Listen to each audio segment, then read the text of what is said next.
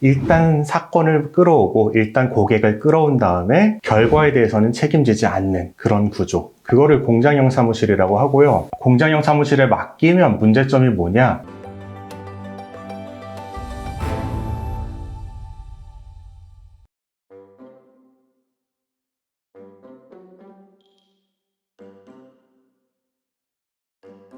개인회생을 처리하는 사무실이 요즘 더 많잖아요. 네, 굉장히 많죠. 근데 공통적으로 좀 이런 데는 피하는 게 좋다라는 것 중에 사무장 사무실 얘기를 네. 많이 하셨던 것 같아요. 네, 맞아요.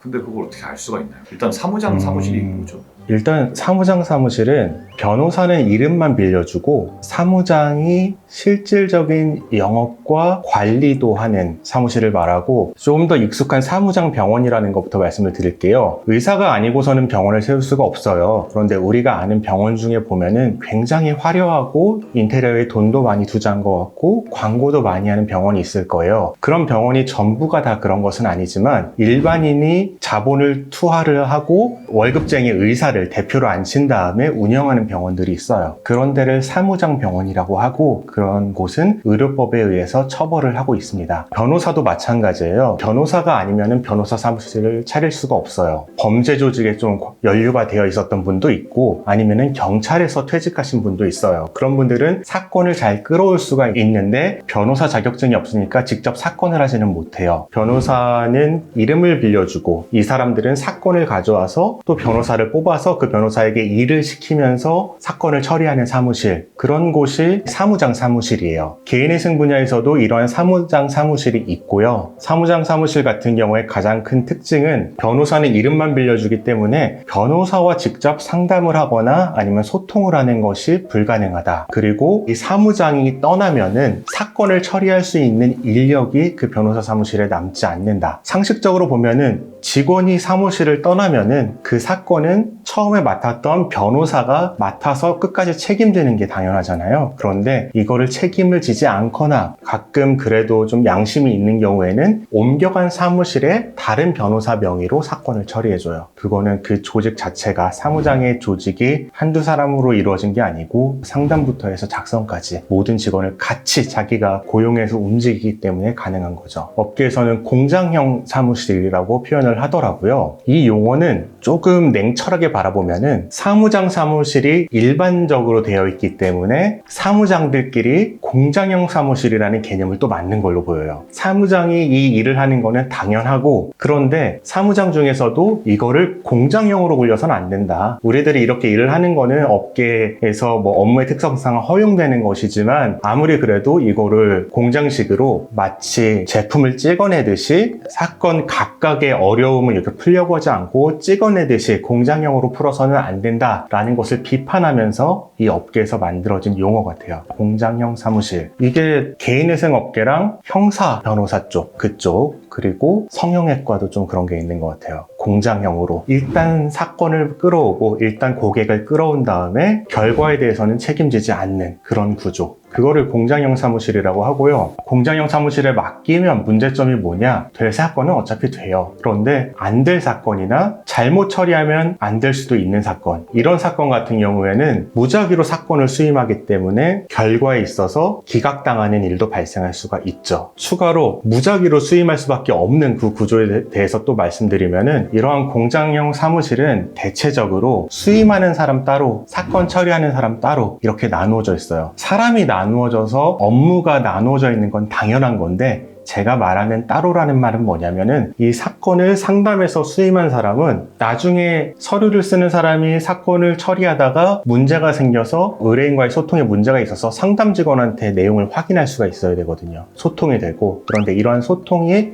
불가능한 사무실이라는 거예요. 근데 이거를 어떻게 구분을 하죠, 그러면? 이렇게 공장형 사무실, 써 있으면 참 좋을 텐데 네, 그게 아니고 당연히 상담 전화하면은 거기 공장형 사무실이에요? 물어보면은 아니라고 하겠죠. 그렇다고 하는 데가 없겠죠. 뭐 사무장 사무실이에요? 하면 아니라고 하겠죠. 좀 유의미한 질문은 변호사님과 직접 상담하고 싶습니다. 저도 이제 그렇게 해서 저랑 상담하는 분들이 많아요. 변호사님이 바쁩니다. 그러면은 제가 시간을 내볼 테니까 혹시 뭐 다음 주 월요일 되나요? 아 그때도 바쁘세요. 뭐 업무 시간 전이나 퇴근 시간에도 찾아가 볼 수 있는데 아 그때도 바쁘세요. 뭐 이런 식으로 해서 피하는 곳이 있다면은 일단 의심할 필요는 있어요. 이게 첫 번째로 이제 변호사를 만날 수 있느냐 소통할 수 있느냐 이거를 첫 번째로 고려를 해보셔야 되고, 두 번째로는 직접 체험을 해보셔야 돼요. 그러니까 상담을 한 군데만 해보지 말고 두세 군데를 해보세요. 두세 군데를 해보면은 내 사건이 쉽다면은 상담이 차이가 없을 거예요. 그런데 아까 말씀드렸듯이 공장형 사무실에 맡겼을 때 문제점은 내 사건에 좀 어려운 부분이 있을 때예요. 정상적인 사람이라면은 상담 내용에서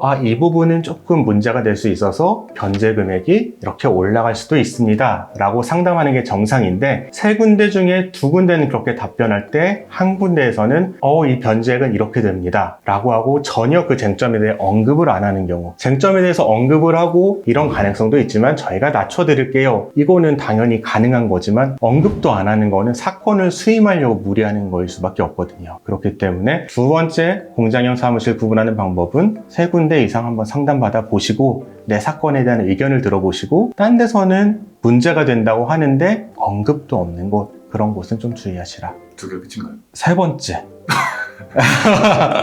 세 번째, 저희 사무실은 괜찮다. 세 가지 팁 드렸습니다. 네.